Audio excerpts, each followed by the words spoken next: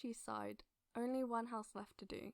She had only recently started this job and was already sick of it.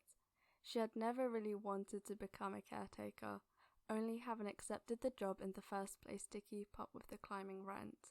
It wasn't so bad, just boring. And if she was being honest, smelly. The next house she was visiting was one of her firsts. The house contained one elderly man who had recently taken a tumble. His eldest son had moved in with him to look after him, but worked full-time, so she would swoop in and look after him twice a day until the son would come back home. The son was ever so polite and cared so much for his dad. It was apparent in the way he knew his favourite foods, programs, and had revolved his life around his dad's accident. She found it sweet that he was doing so much and that they trusted her to look after him. Since the fall, the old man struggled with speech, barely being able to talk. He could no longer get out of the couch. She fished out the spare house key from her pocket and let herself inside. She knocked loudly beforehand and announced her presence. His hearing had remained relatively intact, although it had recently begun to deteriorate. The volume of the TV was slightly louder than last time. She carefully put down her bag and made her way to the living room. He hadn't noticed her, so she reached out her hand to his shoulder. Giving a jump, his body spasmed. She recoiled, making her face visible to his wild eyes, verbally reassuring him. He soon calmed down and gave a wary smile, pointing to his ears with a small shrug. She smiled at him. She didn't want to indulge the feeling, but a trickle of power dripped down her back. She proceeded on with her tasks.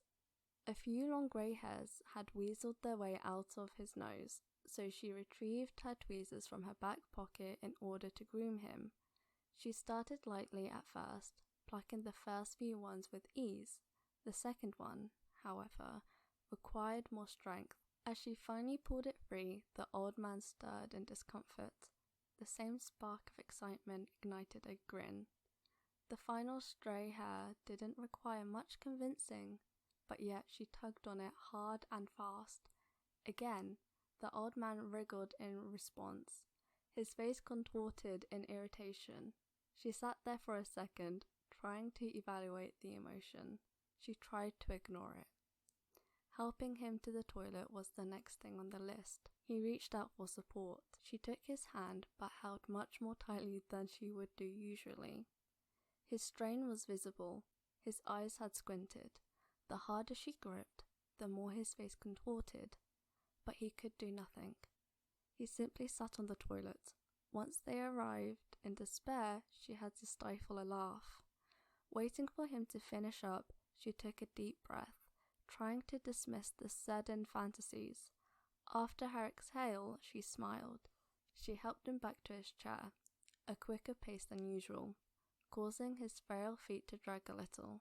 His eyes widened in response, but yet all he could do was conform to her pace. He slumped onto the chair, a quiet groan of defeat following his breaths. After doing everything else she needed, he wanted water. Filling up a glass, she had an idea. Looking at the clock, she figured there was enough time. Excitement tickling her mind, she emptied the glass into the kettle. It boiled in no time. She poured the steaming water back into the glass and carried it to him on a tray. The glass would cool before the sun got back, so it was up to the old man whether he wanted to drink that badly. Setting the tray down, he went to reach out for it. The back of her neck tingled in anticipation. As hoped, his fingers shakily grasped the glass. She started laughing, unable to contain herself as she saw him yelp. His fingertips reddened. His sudden retraction caused the glass to tip, pouring the boiling contents to drench his thin top. He gurgled in pain, writhing in his seat. Her laughter violated his failing ears. As she propped the glass back up, the water would dry before the sun got home. And besides, even if it didn't, he would just think his dad was being clumsy. She left, her laughter trailing behind her as he groaned out in agony. Her job was about to become a lot more fun.